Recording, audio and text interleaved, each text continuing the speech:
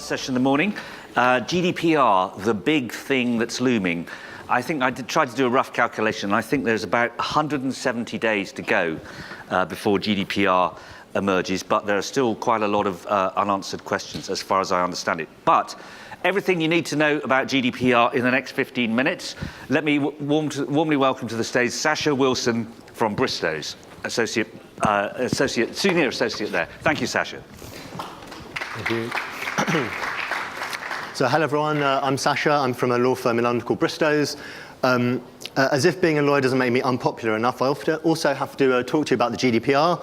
And I'm also the only thing standing between you and your lunch. So I'll be mindful and respectful of that and go quite quickly. Okay, so the GDPR is a very, very broad topic. I'm also going to talk to you a bit about the ePrivacy regulation as well. There's a lot that can be said, but I'm going to focus on some specific issues and rattle through these. So firstly, we're going to look at the effect it has on your legacy data, things like targeting, profiling. Think about some of the compliance considerations when you're dealing with third parties, specifically vendors and service providers.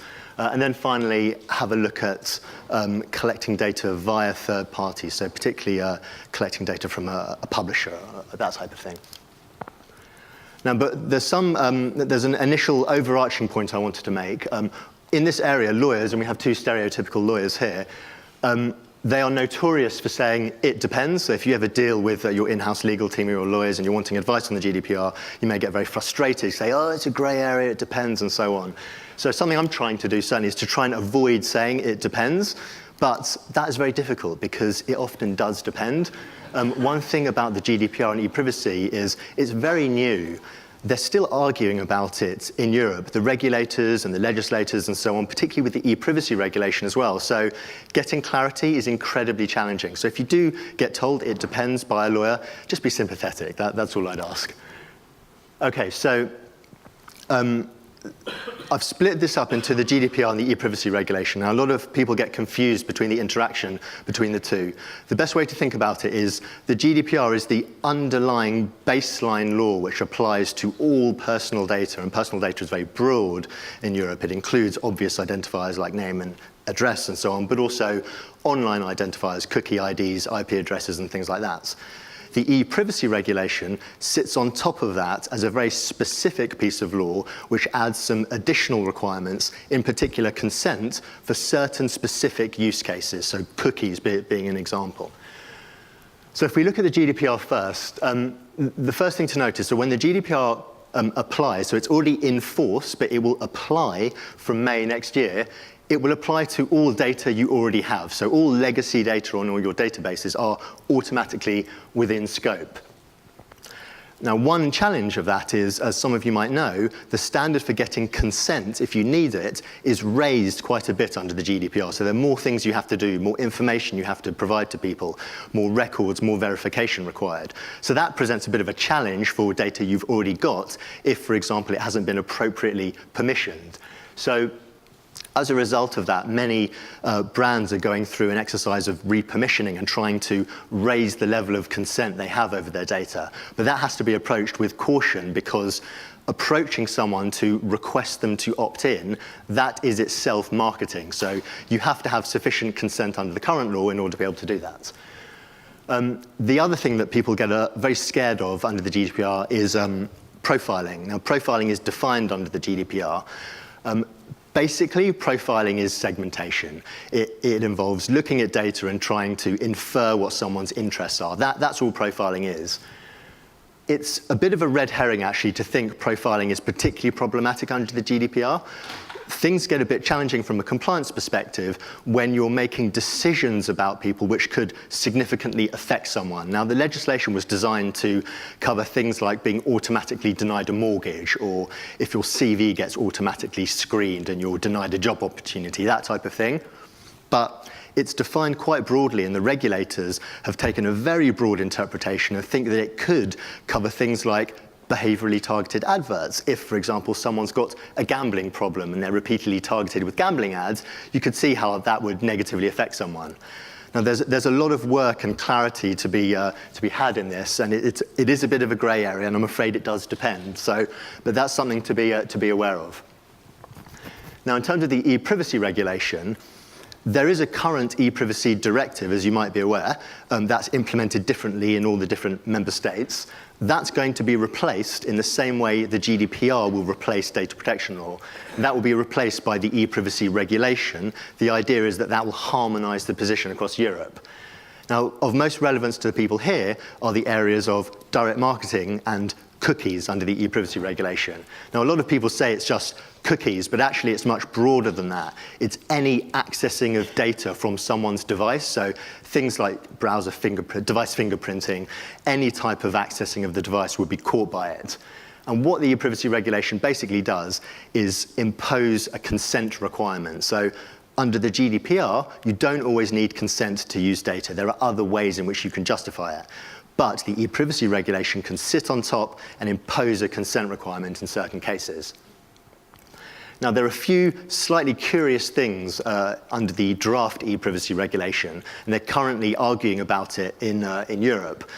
The aspiration had been for the ePrivacy regulation to come into force in May next year, along with the GDPR.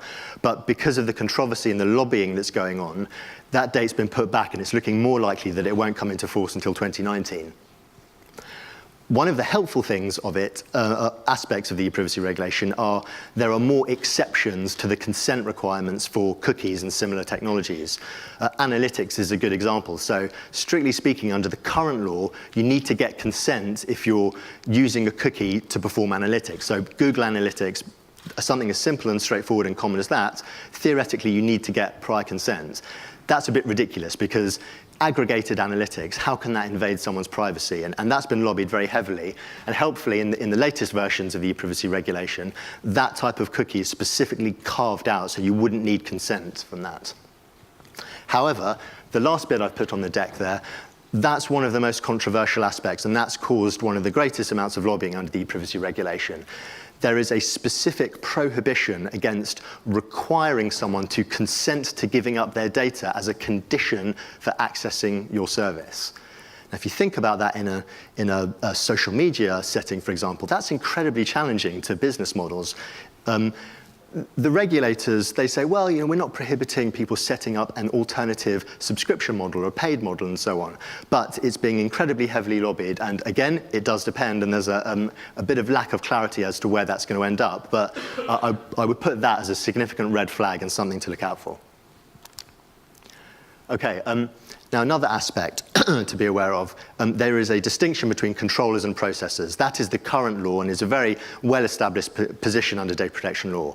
Broadly speaking, what that means is if you are a service provider and you do what you're told with data, you are a processor. If you're the customer appointing a service provider, so the customer is making decisions, you're the controller. Now, historically, the position has, and under the current law is, that the controller has the primary liability. So they are directly responsible to the regulator. They can be fined and subject to enforcement action and so on. Now, it's still the case under the GDPR that the controller is primarily liable. So if a service provider does something wrong, the controller can still be on the hook. However, what the GDPR does is change that slightly, and it introduces direct liability for processors, so service providers. So if you are a service provider, a platform or any other type of vendor, and you're just using data because your customers tell you to do that, if you do something wrong, if you suffer a data breach, don't have appropriate security or something like that, you can be on the hook. And that is quite a significant change, and that's going to alter negotiations and contracts and so on. Another change is what needs to go in the contract itself. So under the current law, there isn't actually very much that needs to go in contracts by way of data protection. It basically only needs to say that the service provider will follow the instructions and have appropriate security. That's pretty much it. Under the GDPR, there's a very long list of clauses which have to go in contracts. And some of them are quite complex and very specific and quite legalistic. So unfortunately, it's likely that negotiation time for contracts which involve data is going to get protracted. Good news for lawyers, bad news for people trying to close deals quickly. Now, the last thing I wanted to talk about is accessing data through a third-party platform. Obviously, this is a very common setup in online. Third-party cookies, it's the prevalent way which tracking is facilitated.